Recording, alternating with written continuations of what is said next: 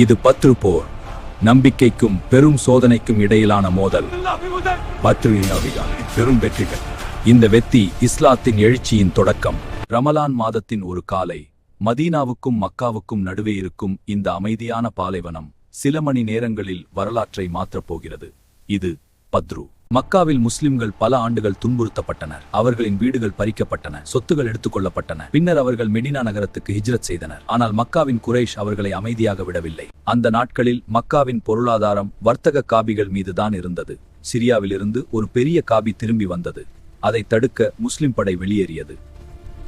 இந்த தகவலை அறிந்த குறைஷ் மக்காவில் இருந்து ஒரு பெரிய படையை அனுப்பியது. 1000 வீரர்கள், 100 குதிரைகள், நூற்றுக்கணக்கான ஒட்டகங்கள். முஸ்லிம் படை மொத்தம் 313 பேர். ஆயுதங்கள் குறைவு, குதிரைகள் 2. ஆனால் அவர்களிடம் இருந்தது ஒரு பெரிய நம்பிக்கை. பத்ரில் உள்ள கிணறுகள் போரின் முக்கியமான இடமாக இருந்தது. முஸ்லிம் படை அந்த கிணறுகளை கட்டுப்பாட்டில் கொண்டது.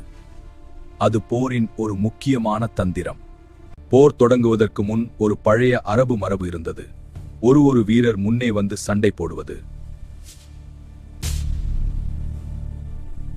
பின்னர் முழு போர் தொடங்கியது.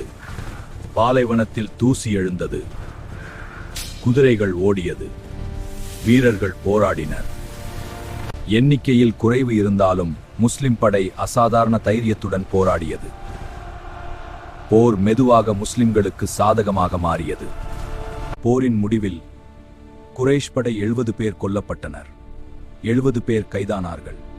முஸ்லிம் படையில் 14 சஹாபாக்கள் ஷஹீதானார்கள். பத்ரு போர் ஒரு போரின் வெற்றி மட்டுமல்ல, அது ஒரு புதிய சமூகத்தின் பிறப்பாக இருந்தது.